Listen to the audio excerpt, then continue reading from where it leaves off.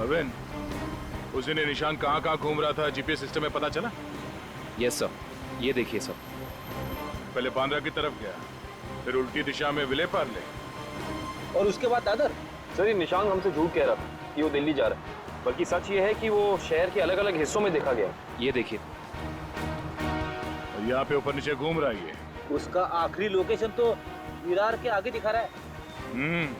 शहर के बाहरी इलाके में। ये निशान के दिमाग में जरूर कुछ ना कुछ खिचड़ी पक रही थी। सर हो सकता है निशान को जहर भी इसी खिचड़ी की वजह से दिया गया है। उसे जहर दिया किसने और क्यों दिया है, ये तो विरार वाली आखिरी लोकेशन में जाने के बाद ही पता चलेगा।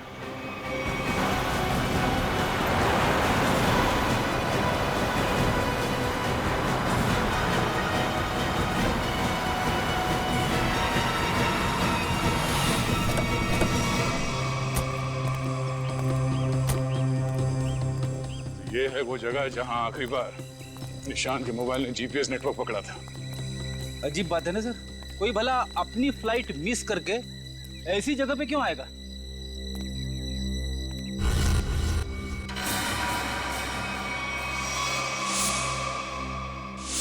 यहाँ तो नहीं, बाल क्यों? सर जरूर यहाँ कुछ हुआ है। सर यहाँ ये मिट्टी बता रही है कि यहाँ पे हाल फिलहाल में खुदाई हुई है।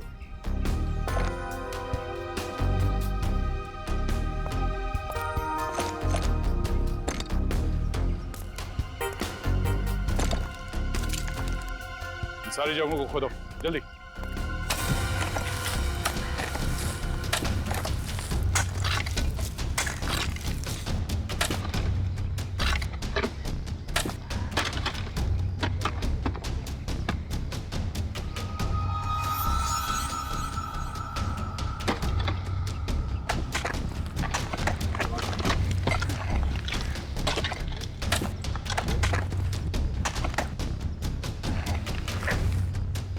मिला?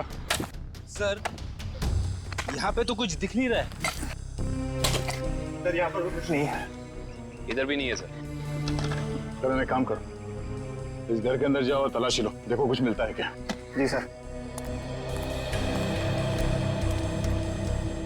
बड़े कमाल की बात है, इतनी ज्यादा जगह खुदा है पर खुदाई के अंदर कुछ भी नहीं मिला। ये भी तो हो सकता है कि खुदाई कुछ निकालने के लिए नहीं, बल्कि जो पहले दफनाया गया था उसे निकालने के लिए खोदा गया। सर हाँ, ये देखिए घर के अंदर से क्या मिला सर।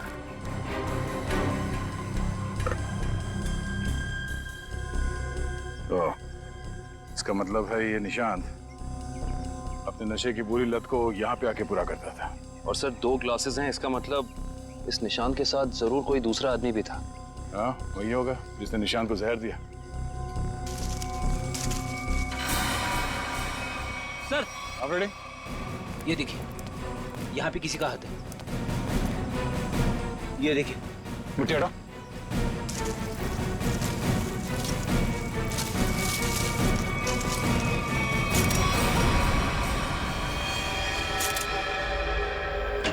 सर पता चल गया है कि निशांत शहर में यहाँ वहाँ क्यों घूम रहा था, ड्रग्स की तलाश में।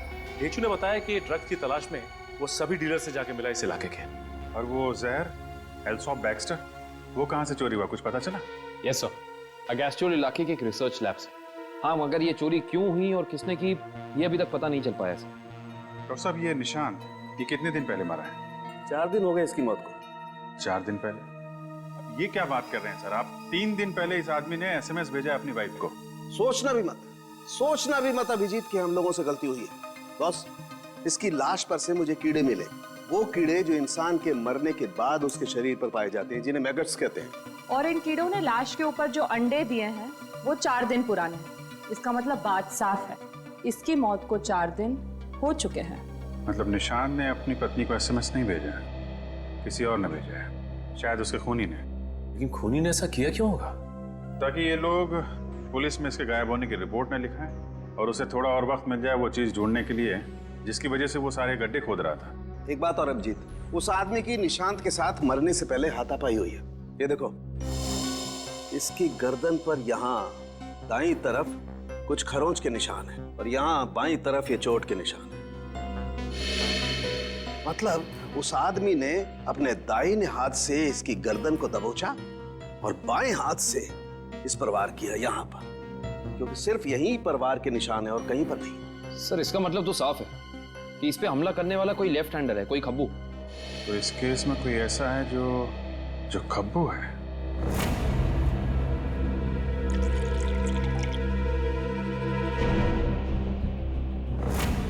सर दीपक। दीपक? निशांत का दोस्त? हाँ वही दीपक। दोस्त नहीं, दुश्मन। पता लगाओ दीपक कहाँ मिलेगा। सर ये दीपक बहुत चालाक निकला। वो जानता था सीआईडी उसके घर तक पहुंच जाएगी, इसलिए पहले ही भाग निकला। भाग के जाएगा कहाँ? पकड़ा जाएगा। ये जीपीएस सिग्नल आया? यस सर, सामंत नगर दिखा रहा है। सामंत नगर? वो तो यहाँ पास में ही। सर वो सिग्नल यही हमारे आसपास दिखा रहा है, हमारी तरफ ही आ रहा है सर, लगभग 500 मीटर की दूरी पे। चलो बहुत अच्छी बात है, उसका यही इंतजार करते हैं। Yes sir. कहाँ है लोकेशन? ये क्या सर? सर उसका सिग्नल गायब हो गया सर, अभी तक था अब नहीं है। ये टैप खराब हो गया क्या? जल्दी से कुछ करो वरना दीपक हमारे हाथ से निकल जाएगा। हाँ क्या सर? पर कुछ अलग है सर, ये सिग्नल अब बता रहा है कि उसने T2 सिग्नल क्रॉस कर लिया। T2 नाका? पर वो तो सड़क के उस तरफ 1 किलोमीटर दूर है, पीछे की तरफ। मुझे तो लगता है दीपक ने किसी आत्मा से लिफ्ट ले ली होगी और उसकी अदृश्य गाड़ी में बैठकर गायब हो गया होगा। ओह, अब समझ में आया। वो यहाँ से सबवे से उस तरफ गया, वहां से शायद किसी बाइक या टैक्सी रिक्शा में बैठ के T2 नाका पहुंच गया। चलो T2 नाका पहुंचते हैं।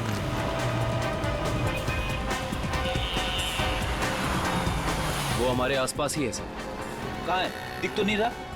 आ रहा है।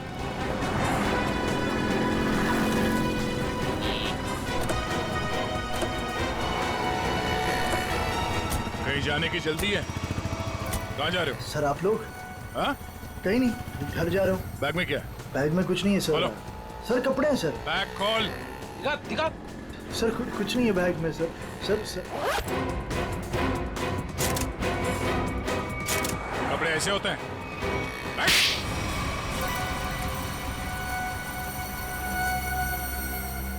सर निशांत और मैं दोस्त थे सर, हम लोग साथ मिलकर सारे काम करते थे, साथ मिलकर हम लोग ड्रग्स का नशा भी करते थे। तो एक दिन ऐसे ही शराब के नशे में आकर हमारे ड्रग डीलर ने हमें बताया कि उसने हाल ही में कोई करोड़ों रुपए की डील साइन की और 2 दिन के बाद पता चला कि वो अरेस्ट हो गया।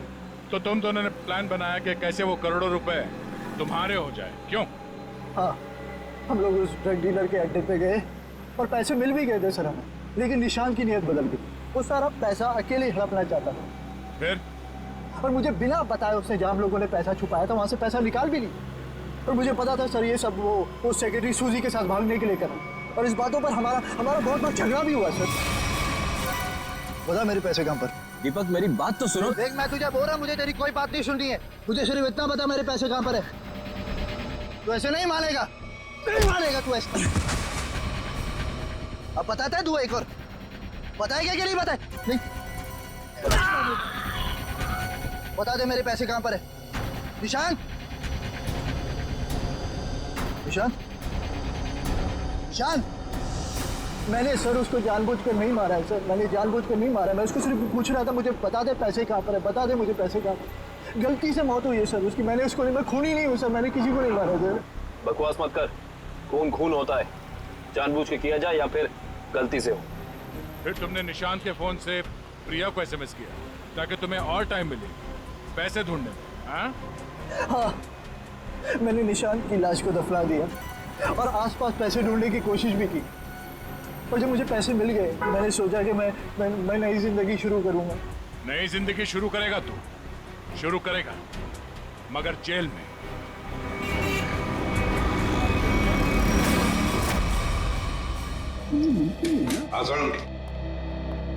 बस पहेली तो और उलझ गई है।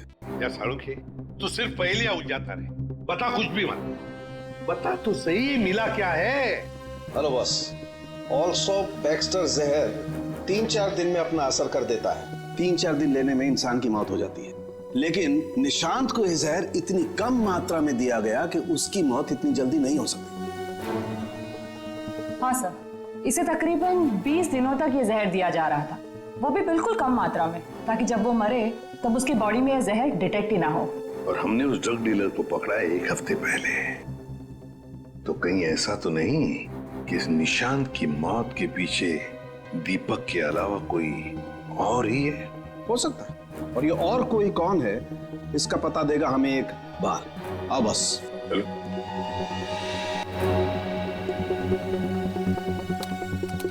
बस इंसान का बाल हर महीने तकरीबन 1.5 सेंटीमीटर बढ़ता है। जिस दिन इस निशांत को जहर दिया गया, इस जहर ने बाल पर अपना निशान छोड़ दिया। ये देखो, ये डॉट। और हर रोज निशांत को एक निश्चित मात्रा में जहर दिया गया, और हर रोज उस जहर ने अपना निशान बाल पर छोड़ दिया, सिवाय ये। 23 तारीख और 24 तारीख। हाँ, और 25 से फिर से देना शुरू कर दिया। सर, अब 23 और 24 तारीख को निशांत का पूरा परिवार शहर से बाहर गया था।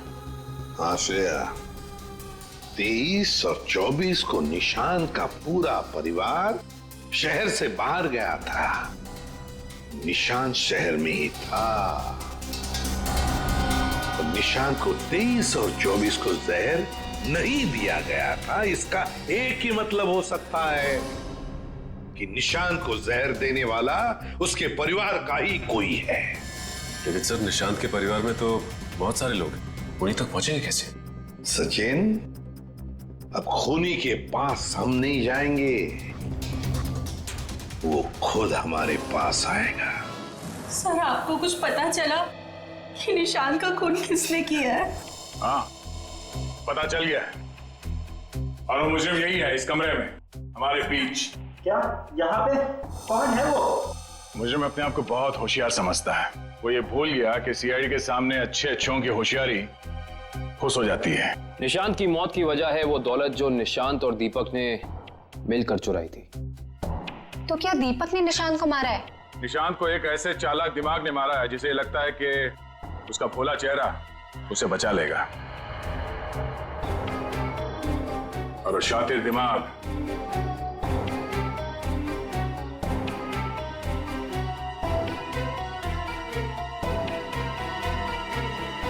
तुम हो।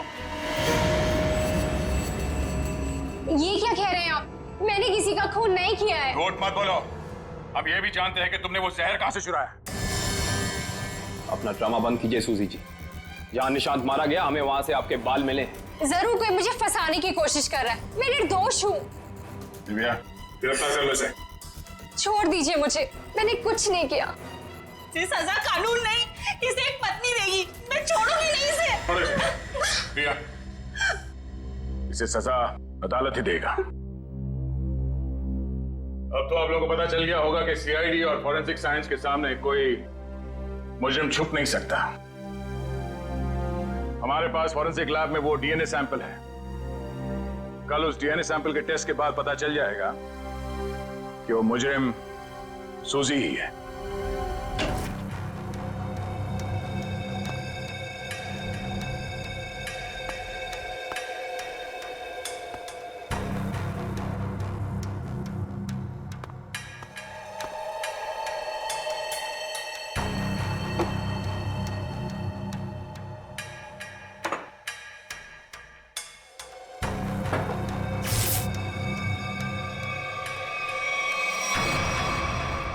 फोरेंसिक लैब ढूंढने में कोई दिक्कत तो नहीं आई?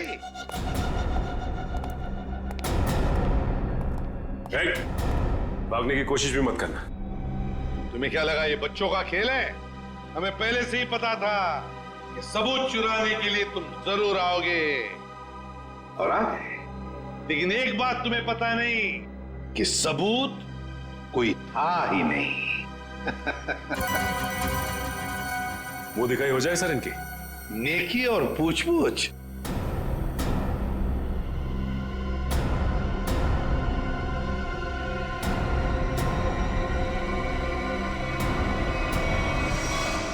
उससे प्राइवेट टैक्सी मंगाई थी, वो मिला भी था मुझे घर के बाहर। शीतल?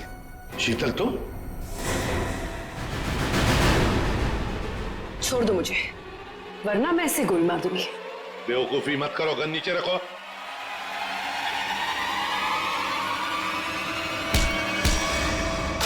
सीआईडी को मारना तेरे बस की बात नहीं है।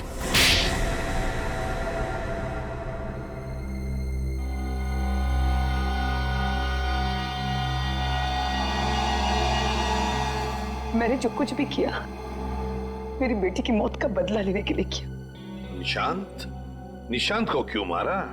क्या तुम्हारी बेटी की मौत में निशांत का हाथ था? हाँ, उसे ड्रग्स की लत लग गई थी। 2 साल पहले वो ओवरडोज से उसकी मौत हो गई थी। मुझे वही ड्रग्स निशांत के घर से मिली। तो तुम अच्छी तरह से समझ गई थी कि तुम्हारी बेटी को ड्रग्स की लत में डालने वाला कोई और नहीं बल्कि निशांत है। हाँ, आज वो अगर जिंदा होती ना तो बिल्कुल तुम्हारी उम्र की होती, उसकी भी शादी हो रही होती, जिंदगी में कुछ करके वो भी कुछ बन रही होती। निशांत ने ऐसा कुछ नहीं होने दिया, सब बर्बाद कर दिया निशांत ने, सब बर्बाद कर दिया। फिर मैंने सोच लिया कि मैं निशांत को मार डालूंगी और मैंने उसे आहिस्ता आहिस्ता वो पॉइजन देना शुरू कर दिया। मैंने कहीं पढ़ा था कि ये स्लो पॉइजन इतनी आसानी से शरीर में मिलता नहीं है। जहर पाया कैसे तुमने? कहां से चुराया? मैंने उस लेबोरेटरी के असिस्टेंट से पहले दोस्ती कर ली, उसके बाद पैसों का लालच देकर खरीद लिया। बहुत गलत किया तुमने। शीतल, तुम्हारी बेटी के साथ जो कुछ भी हुआ सही नहीं हुआ। हमें अफसोस है उस बात का, लेकिन इसका मतलब ये नहीं कि तुम कानून को अपने हाथ में लो। हमारी मदद ले सकती थी तुम। तुम्हारे ऐसे करने से 2 मासूम लोगों की जानें चली गई। कानून तुम्हें कभी माफ नहीं करेगा। तुम्हें कड़ी से कड़ी सजा होगी, शायद फांसी।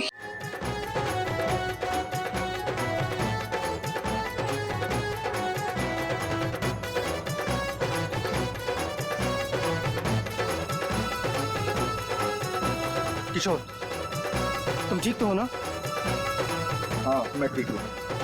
अरे अरे क्या हुआ तुझे? अब तक का तो मंडप तक नहीं पहुंचा और तेरे पैर पहले से लड़खड़ाने लगे।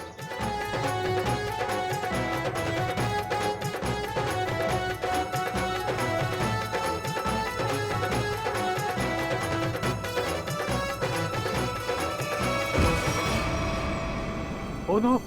अरे अरे, कोई एम्बुलेंस को बुलाओ जल्दी। किशोर उठो, आंखें खोलो। अरे कुछ पानी तो लाओ यार। कोई फायदा नहीं, किशोर मर चुका है।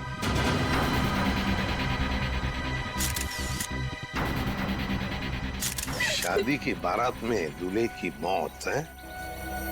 कैसे हुआ ये सब? है? तुम लोग थे ना यहाँ पे? सर, सब कुछ अच्छा भला चल रहा था, लोग नाच गा रहे थे। पता नहीं अचानक से क्या हो गया और किशोर गिर पड़ा।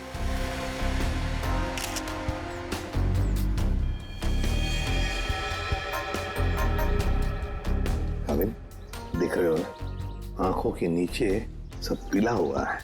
हाँ सर, जहर का मामला लगता है शायद। वही हो सकता है। सारुण के बताएगा कैसा जहर है ये। क्या आप लोगों को किसी पर शक है? किसने किया होगा ये? तो ये सब सिर्फ एक ही आदमी कर सकता है, सिर्फ एक ही आदमी। कौन? मेरे पिता। क्या? मिस्टर प्रतीश कुमार। सिर्फ वही कर सकते हैं। क्या तुम्हारे पिता इस शादी के खिलाफ हैं? जी हाँ। वो नहीं चाहते थे कि हमारी शादी हो, क्योंकि ये उनकी तरह अमीर नहीं था ना। उन्होंने तो हमें धमकी भी दी थी कि अगर हम लोग उनके खिलाफ जाकर शादी करेंगे तो वो इसे मार देंगे। देखो, तुम्हारे पिताजी आए हैं शादी में? वो यहाँ पर नहीं है, लेकिन उन्होंने जरूर किसी को भेजा है मेरे किशोर को मारने के लिए। जरूर किसी को पैसे दिए। वो जो मुजरिम है ना, प्रवीण कोबला, वो पापा का बहुत अच्छा दोस्त है। उसी ने मारा मेरे किशोर को, उसी ने मारा है। सर, किशोर की जान को खतरा था और अदिति मैडम ने इनको सुरक्षा दिलवाई थी और पिछले 5 दिनों से हम इनकी सुरक्षा कर रहे थे। और उसके बावजूद ये सब हो गया। सर, पता नहीं कैसे हो गया ये सब। हमने तो किसी को इनके आसपास भटकने तक नहीं दिया। हाँ, फिर भी लाश तो पड़ी है ना यहाँ पर। किसी को भटकने नहीं दिया। इनमें से किसी ने मारा है मेरे किशोर को। इनमें से कोई मेरे पापा के साथ मिला हुआ है। इन्होंने मारा। कैसी बदकिस्मत लड़की हूँ मैं कि उसके खुद के बाप ने उसे शादी के दिन विधवा कर दिया। अदिति, चलो अंदर चलो। किशोर की जान को खतरा था, है ना? तो क्या उसे किसी सुरक्षित जगह पर रखा था? हाँ सर, एक सेफ हाउस में रखा था हमने। तो वहाँ पे आप लोग यानी सिक्योरिटी थी किशोर के साथ? जी सर, हमने इन्हें कभी अकेला नहीं छोड़ा। कहाँ पर रखा था किशोर को? कामिल, घर का कोना कोना छान मारो। सर। हाँ। देख, तुम कौन हो? सर ये घर की देखभाल के लिए। तुम्हारी टीम का आदमी है ये? हाँ सर, ये हमारी टीम का आदमी है। अच्छा। सर। हाँ। सर वो देखिए सीसीटीवी कैमरा, कोई भी अजनबी घर के अंदर नहीं घुस सकता।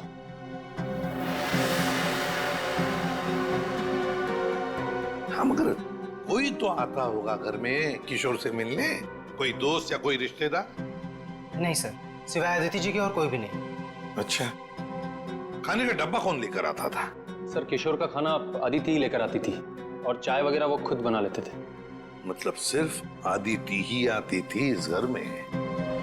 सर अंदर चेक कर लिया, इस घर में जबरदस्ती या चोरी छिपे घुसने का कोई सबूत, कोई निशान नहीं मिला है।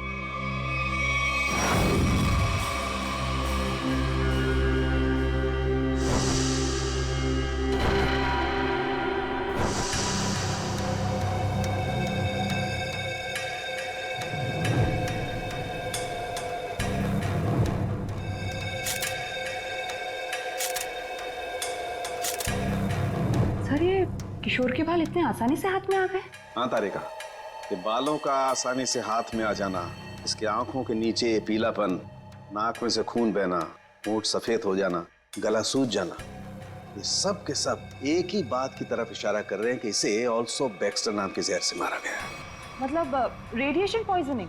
बिल्कुल बिल्कुल तारिका, इसके शरीर में विकिरण द्वारा जहर पैदा किया गया है, ऑल्सो बैक्स्टर से। सारे सिम्टम्स उसी तरफ इशारा कर रहे हैं। सर ये रेडिएशन का हम पे तो कोई असर नहीं होगा ना? नहीं तारिका, घबरा मत। इस जहर का असर तभी होता है जब किसी खाने या पीने की चीज के साथ ये जहर शरीर के अंदर जाए, अदरवाइज नहीं। तुम एक काम करो, तुम टेस्ट की तैयारी शुरू करो, तब तक मैं प्रद्युमन को बोल देता हूँ कि वो गीगर काउंटर का इंतजाम कर ले। हाँ, गीगर काउंटर मतलब? तारिका, गीगर काउंटर एक ऐसा यंत्र होता है जिससे एसीपी प्रद्युमन ये पता लगा सकेंगे कि उस सेफ हाउस में जहां पर इसे रखा गया था वहां पर ये ऑल्सो बैक्स्टर नाम के जहर का रेडिएशन है या नहीं, और अगर है तो कितना है। Okay sir, sure. Correct, ready है? ऑल्सो बैक्स्टर जहर, पता चल जाएगा ये जहर किशोर के शरीर के अंदर गया कहां से है। ये हमारा डिवाइस अल्फा पार्टिकल रेडिएशन ये बता देगा। बारीक से बारीक चीज को भी चेक करो, देखो रेडिएशन मिलता है क्या। Yes sir. करण।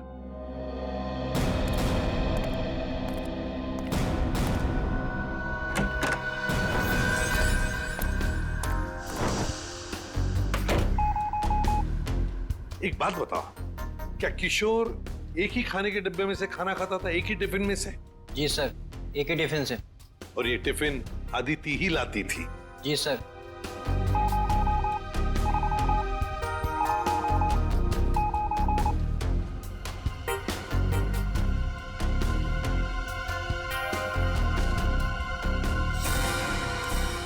सर, हाँ, पूरा किचन चेक कर लिया सर, ये रेडिएशन कहीं भी नहीं मिला। कहीं पर भी कोई भी रेडिएशन नहीं? No sir. अरे सालुंके साहब, आपने वो क्या यंत्र बताया था आपने? Geiger counter. हाँ, गीगर काउंटर। एसीपी साहब ने पूरे सेफ हाउस में इस्तेमाल किया, उसको अच्छी तरीके से चेक किया, मगर वो रेडिएशन का तो नामो निशान तक नहीं था। अरे ये कैसे हो सकता है? नहीं, ये तो नामुमकिन है, कोई गलती हो गई है इस यंत्र को इस्तेमाल करने में। गलती कैसे हो सकती है सर? सर कहीं गलती आप, मेरा मतलब है कि हो सकता है कि वो जहर मामूली जहर हो। एक बार टेस्ट की रिपोर्ट आ जाने दो सचिन, फिर पता लगेगा कि गलती हमसे नहीं हुई है। हवा में बात नहीं करता doctor Saluke, you understand that? X ray दिखाओ इन्हें। एक मिनट, एक्सरे दिखाओ।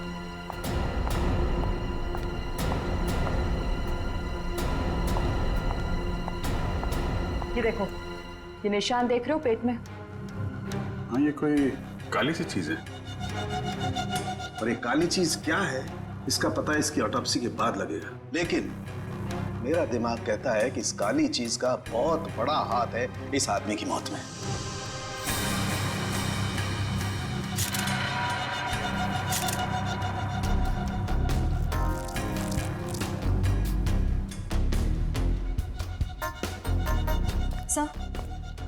सर ये देखिए, ये बॉटल अंदर बेडरूम में टेबल के नीचे छुपा कर रखी गई थी।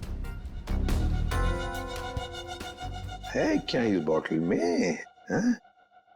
काविन साहब, काम करो, चेक करो इसे, देखो इसमें रेडिएशन मिलता है क्या, पता तो चले जहर है भी या नहीं।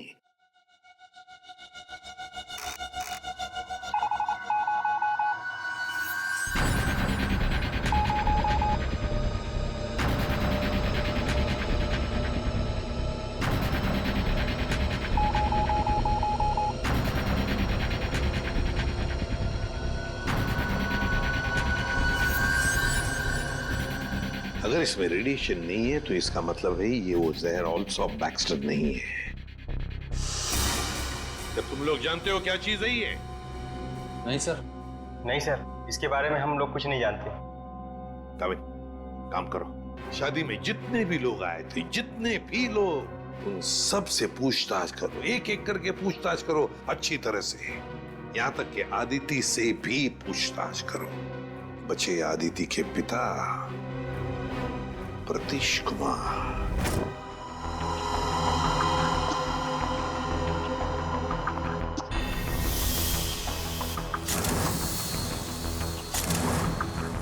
माय गॉड, पेट में बाल। अब तो समझो इस किशोर की मौत की गुत्थी सुलझ ही गई। वो कैसे सर? बताता हूँ, तुम एक काम करो, पहले इन बालों को अच्छी तरह से साफ कर लो। क्या डॉक्टर साहब, बोला था ना आपसे गलती हो रही है। ये बिना एसीपी साहब को सेफ हाउस में, ये मामूली जहर है, इसमें कोई रेडिएशन वेडिएशन नहीं है। अरे फिर वही बात। भाई साहब, आपकी जानकारी के लिए बता दूं, हमसे कभी कोई गलती होती नहीं है। किशोर की मौत की वजह ऑल्सो बैक्स्टर नाम का जहर ही है। सर, जिद की भी एक हद होती है। अगर ये किशोर ऑल्सो बैक्स्टर से मरा है तो आपका वो जो यंत्र था, वो गीगर काउंटर, उसने इसमें रेडिएशन क्यों नहीं पकड़ा? इसमें रेडिएशन हो भी नहीं सकता है, क्योंकि भाई साहब जहर इसमें नहीं है, जहर यहाँ है इसके पेट में। इसके पेट में बाल थे, उसमें जहर। बाल में जहर? हाँ, तुम याद है ना इसके पेट का एक्सरे दिखाया था तुम्हें, उसमें एक काली सी चीज थी। हाँ, वो काली सी चीज दरअसल इसके पेट में बालों का एक गुच्छा था, और उन बालों के गुच्छे में ऑल्सो बैक्स्टर नाम का जहर था, जिसकी वजह से इसकी मौत हुई। सर, सब कुछ समझ में नहीं आ रहा है। हाँ, कोई बाल कैसे खा सकता है? गलती से पेट में चले गए, और वैसे भी इसके बाल झड़ रहे थे ना। नहीं सचे, वो बाल किशोर के नहीं, वो बाल किसी और के हैं।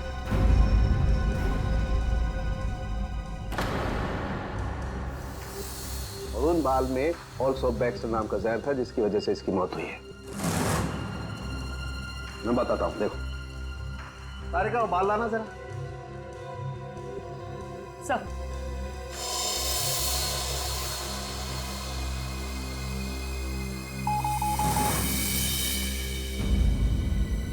देखा, बाल में जहर है। एक मिनट। तो आप ये कहना चाहते हैं किशोर शिकार हुआ किसी और के सिर के बाल से, जो उसके पेट में गया, और चूंकि बाल जहरीला था इसलिए मर गया बेचारा ये। एग्जैक्टली। तो फिर उस आदमी के शरीर में भी तो जहर होगा जिसका ये बाल है। यकीनन। My God. अच्छा, ये बाल इसके पेट में कब गया, कितने दिन पहले? लगभग 7-8 दिन पहले। मतलब उसे प्रोटेक्शन मिलने से पहले? मैं बताता हूँ डिटेल में। आओ,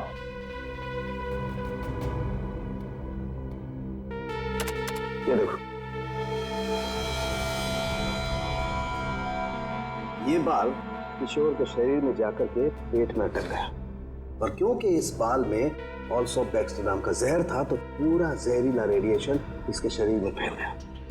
इस बेचारे को पता भी नहीं चला कि मौत इसके करीब आकर के दस्तक दे चुकी है। मतलब किशोर की मौत एक हादसा है।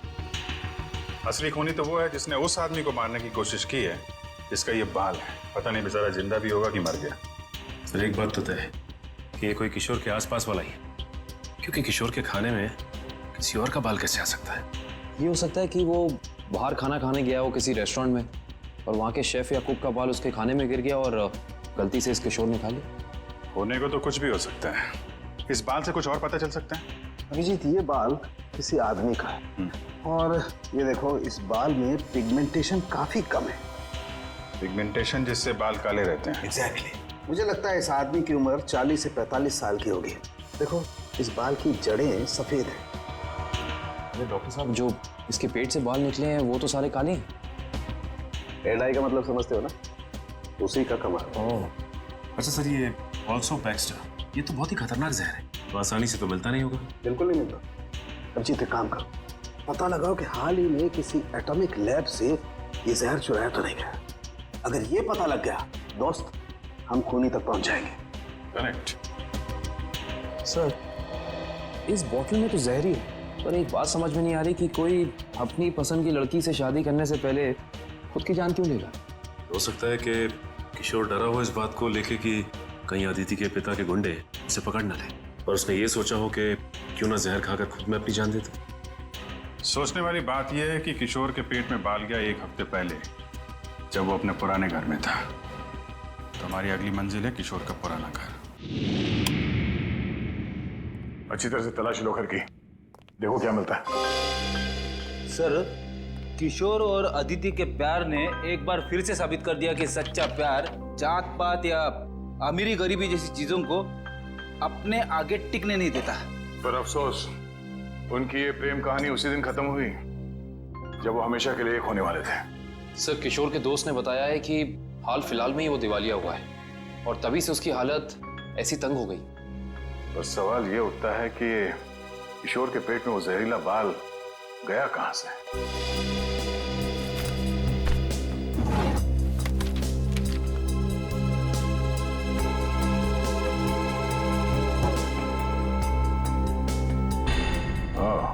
Termination letter. इस किशोर को नौकरी से निकाला गया था MLM एंटरप्राइजेस प्राइवेट लिमिटेड। ये तो अदिति के पिता की कंपनी है। सर,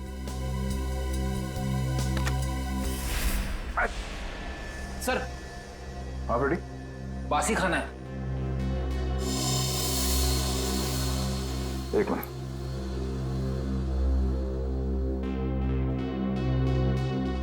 इसमें कहीं बाल तो नहीं दिख रहा। जरा घर का राशन चेक करो।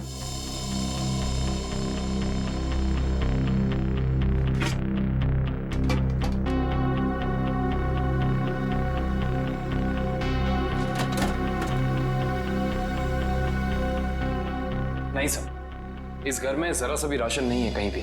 नो, इसका मतलब ये खाना यहां नहीं पका है, बाहर से आया है।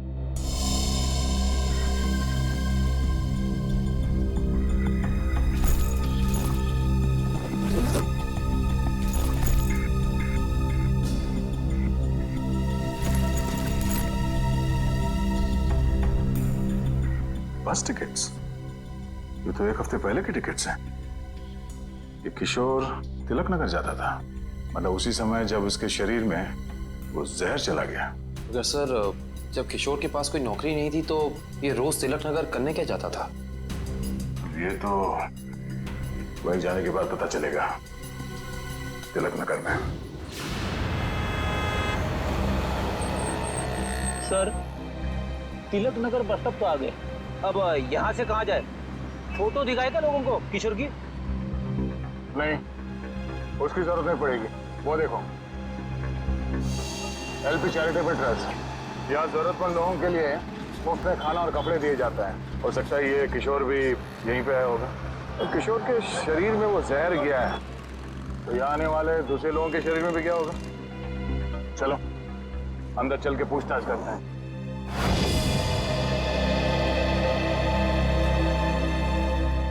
एक्सक्यूज मी, हम लोग CID से। यह मैनेजर कौन है? जी मैं ही हूँ सर, अविनाश। पर यहाँ पे CID का क्या काम?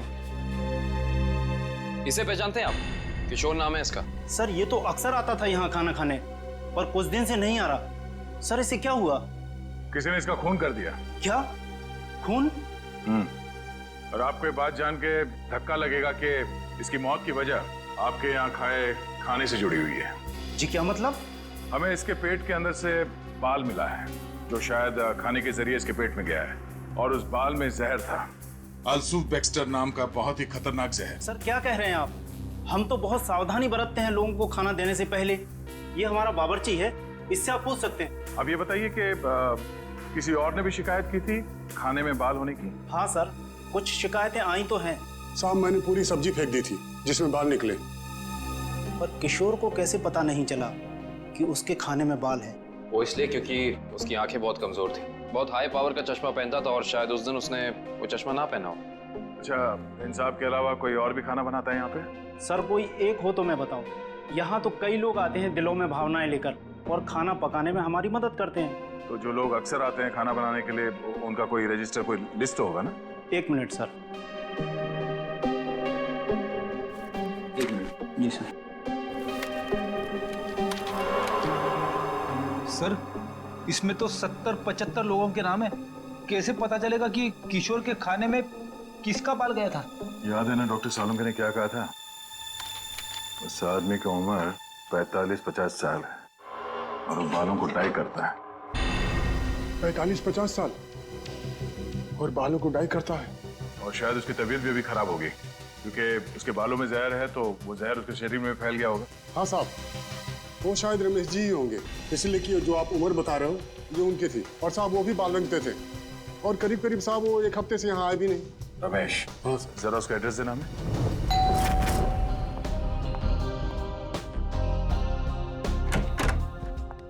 मैंने पहचाना नहीं आपको। एक्सक्यूज मी, हम लोग सीआईडी से। सीआईडी? सीआईडी का क्या काम मेरे घर पे? पार्टी चल रही है जी। हमें आपके पति रमेश जी से मिलना है, बुलाइए जरा उन्हें। अफसोस, आपने आने में थोड़ी देर कर दी। 4 दिन पहले ही उनकी मौत हुई है। क्या? जी। रमेश की मौत हो गई? कैसे? एक रोड एक्सीडेंट में। Road accident? आपके पति की मौत हो चुकी है और आप यहाँ जश्न मना रही हैं। किसी के जाने से जिंदगी तो नहीं रुकती। जाने वाला चला गया। सुन लिया? सही है। ये मौत हुई कैसे? इसमें भी रमेश की गलती थी। गाड़ी चलाते चलाते सो गया। वो कहते हैं ना, नजर हटी दुर्घटना घटी। सर ये एक्सीडेंट जहर की वजह से ही हुआ होगा। क्या बात है अलीशा?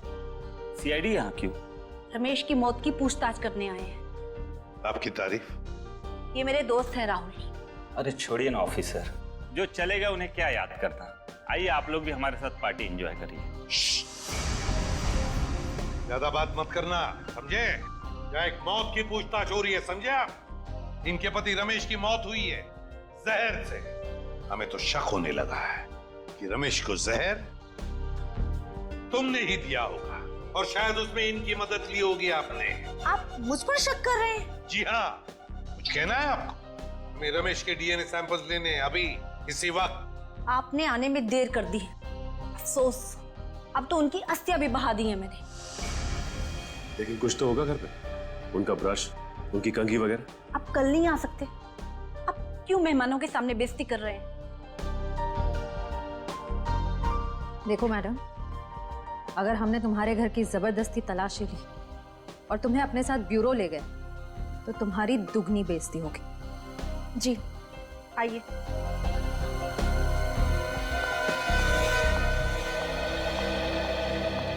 ये रहा रमेश का ड्रेसिंग टेबल और ये रहा उसका कॉम।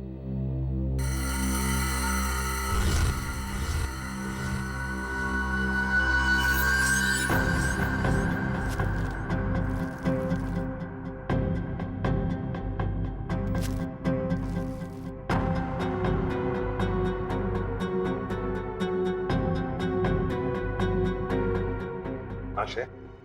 सर हेयर ब्रश मिला है, इस पे कुछ बाल भी है। ये आईडी।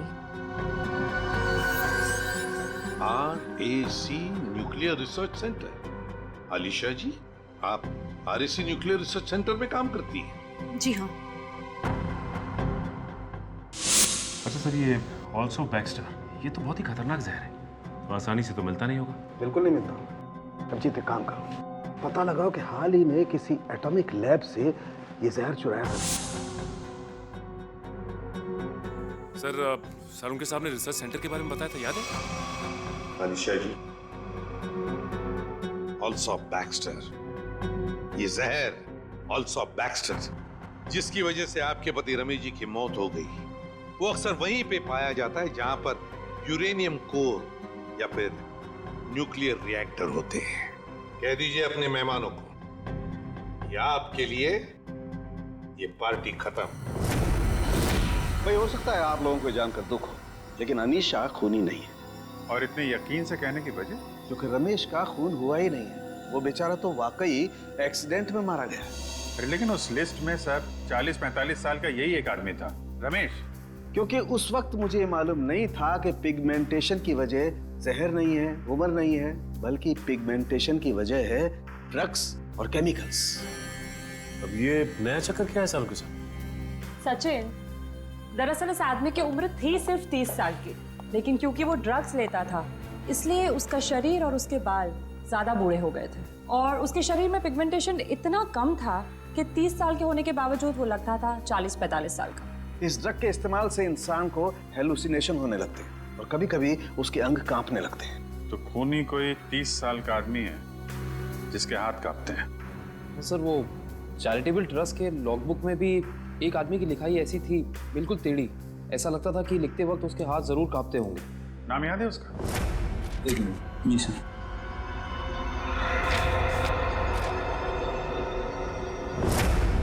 हाँ सर, निशांत कुमार। निशांत कुमार, पता लगाओ इस निशांत कुमार का एड्रेस। बताइए सर, हम सबको यहाँ क्यों इकट्ठा किया है? कुछ पता चला मेरे बेटे निशांत का? नहीं माजी, अभी तक नहीं, पर हमें शक है कि निशांत पे किसी जहर का असर हुआ है।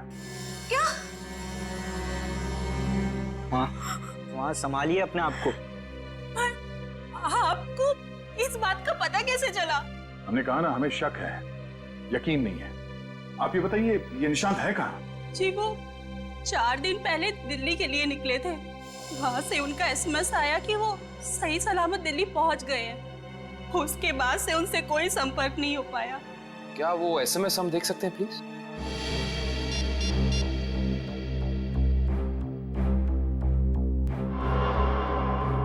अच्छा, आपने उस होटल में पता करने की कोशिश की जहाँ पे निशांत ठहरने वाला था? हाँ, मगर होटल वालों ने तो कहा वो वहाँ आए ही नहीं। हमने एयरलाइंस में भी पता किया, लेकिन वहाँ से पता चला कि उन्होंने कोई फ्लाइट पकड़ी ही नहीं। मतलब निशांत दिल्ली गया ही नहीं, झूठ बोला उसने आप लोगों से? मुझे तो कुछ भी समझ नहीं आ रहा है कि ये सब हो क्या रहा है। संभालो अपने आप।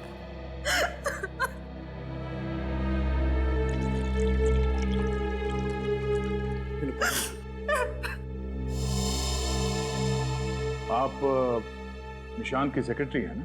जी सर, मैं उनकी सेक्रेटरी सूजी हूँ। उसने अपने शेड्यूल में कहीं लिखा था कि वो दिल्ली जाने वाला था? नहीं तो। सर निशांत ने ऐसा पहले कभी किया है? सर वो आप कुछ कहना चाहती हैं? नहीं। निशांत के साथ एयरपोर्ट कौन गया था उसे छोड़ने के लिए? उसने प्राइवेट टैक्सी मंगाई थी, वो मिला भी था मुझे घर के बाहर। मुझे तो बड़ा ठीक ठाक लग रहा था। मतलब एयरपोर्ट पे गया था निशांत टैक्सी में बैठकर, मगर उसने फ्लाइट नहीं पकड़ी, वहां से कहीं चला गया। पता करना पड़ेगा एयरपोर्ट से ये निशांत गायब कहाँ हो गया।